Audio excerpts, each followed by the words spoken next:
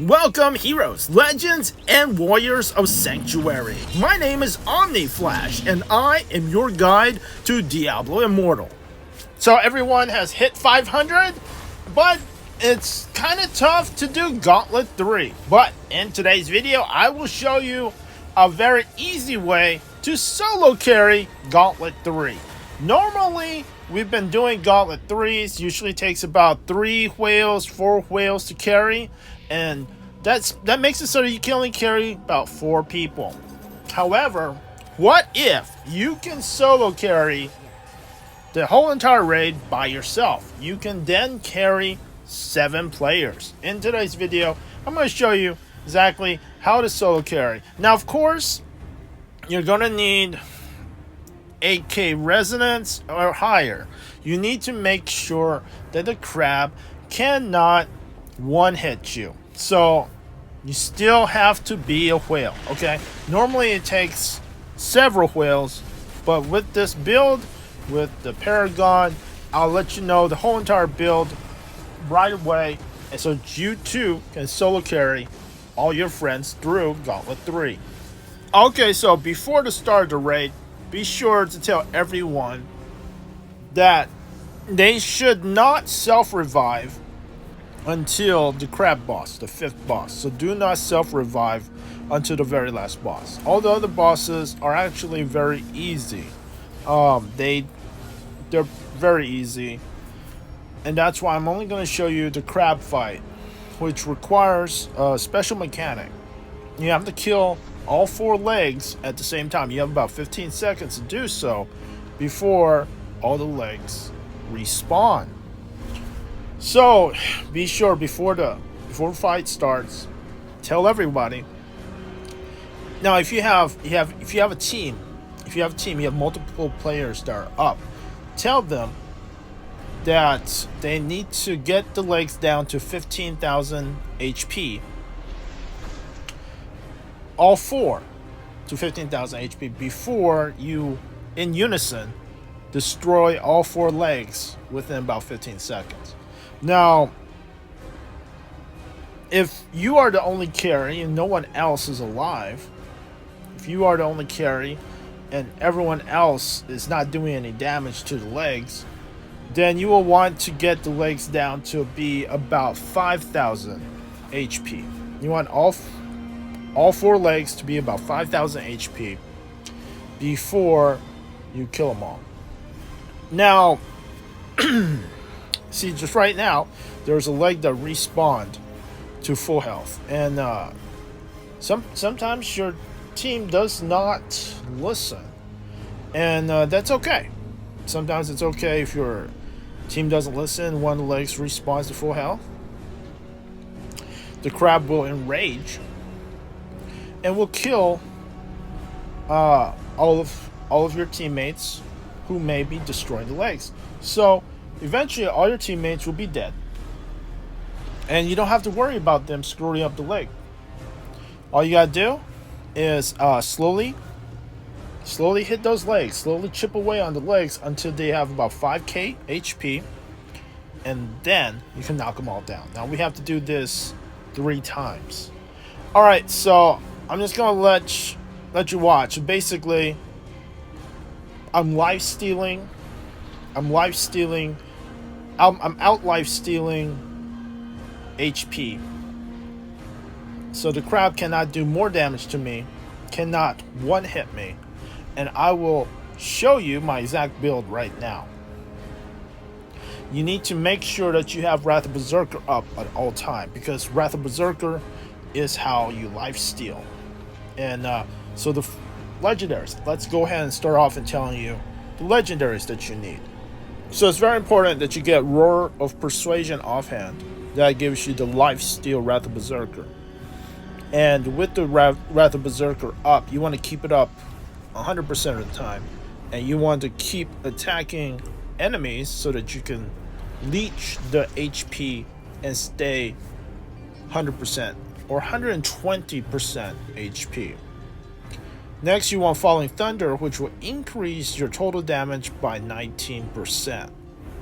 Wait, by 28.5%. So it's pretty huge. You must have Falling Thunder as your next offhand.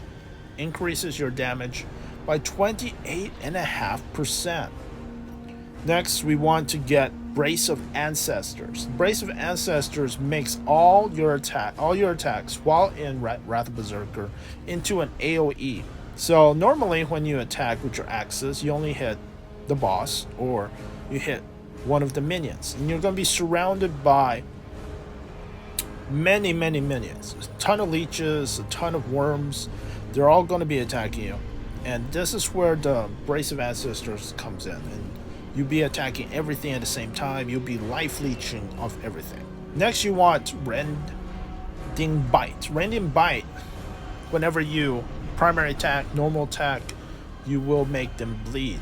What's great about bleeding is that procs your Falling Thunder. Your Falling Thunder requires your enemies to be bleeding in order so that you will deal 28.5% more damage. Next, we will want Borrowed Might. Borrowed Might main hand is a great cleave, and this cleave summons an ancient that comes out and attacks your enemies. It synergizes with the shoulder's Skull Mate. Skull Mate is an excellent shoulder. So your cleave will actually tear the enemy's armor so that you deal 34.2% extra damage. This is an insane amount of damage. Alright, so we got Shackled Fate is the chains. What the chains do is that it'll grab all of the little mobs, the enemies around you, and pull them to you. And this way, you'll be able to life leech off of them better and stay at maximum HP. Next, you will need the pants. The pants are called Buried Talons. Buried Talons makes it so that every time you use your chains, you get 19% extra damage. So that is pretty huge. 19% extra damage. To be honest, for my cursed set, for my cursed gear, I didn't really have it optimized, but having Ghosted is pretty nice, give survivability. Nettled is pretty nice for damage. Now next, this is very key. This is a huge key part, is you want to have special effects of 10% of overhealing is converted into a shield, up to 20% of your maximum life. And if your maximum life is like 600k or something, it's a pretty big shield. So you can get it from the DYN rune, or you can get it from gear. Lots of gear do have Endure. 8% overhealing is converted into a shield, and that is why I don't have just my full HP. I also have a nice white bar, and that is from my overhealing. I have several pieces. I think you only need 1 of 4. I've equipped 3 of 4, 4 of 4, and that white shield does not get larger. So the green set you need is 4 mountebanks. That's going to give you up to a 33% shield. That will keep you alive. You need at least 2 Vithus Urges. You can go 4 mountebanks, 4 Vithus Urges. That's not bad.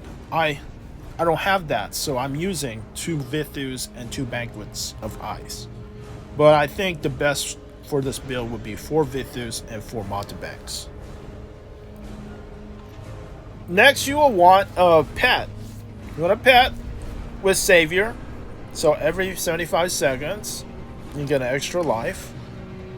You also want, on top of your extra life of every 75 seconds for Savior, you also want to get Lingering Wounds. Lingering Wounds makes it so that enemies take more damage. And also, you will want to get Innervate.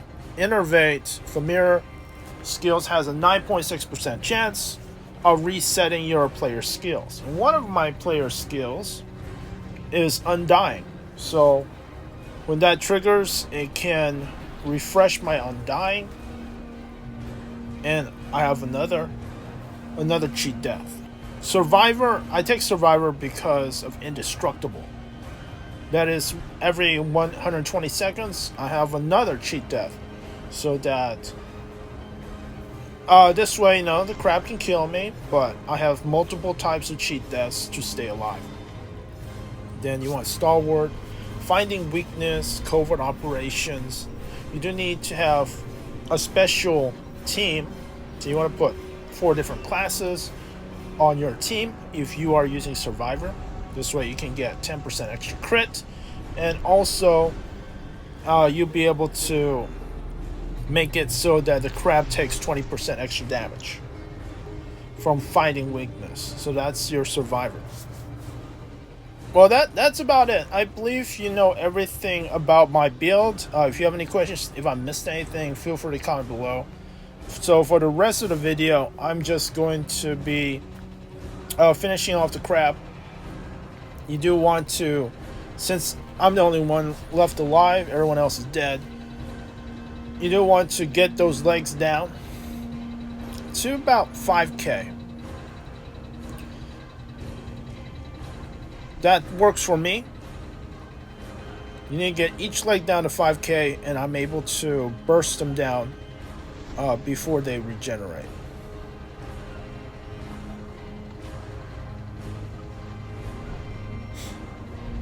There we go. And you have to kill all 4 legs 3 times. There's 3 rounds. This is the 3rd time, right?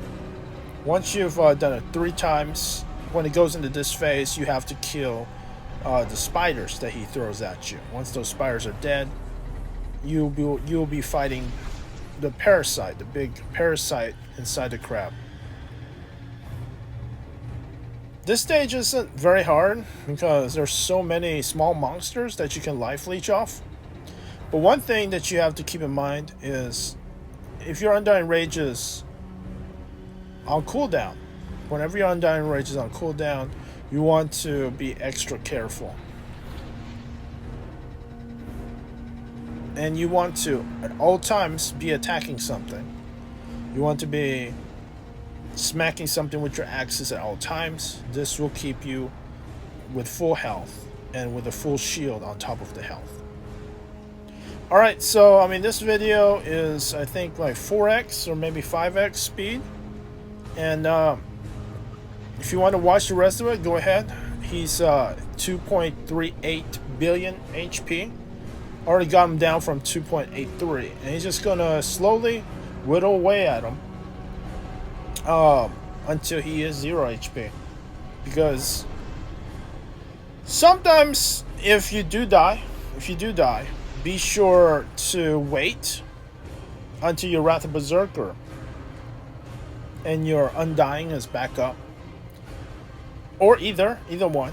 If your Wrath of Berserker is back up and you res, you better hit Wrath of Berserker quickly and quickly start attacking things to heal yourself back up.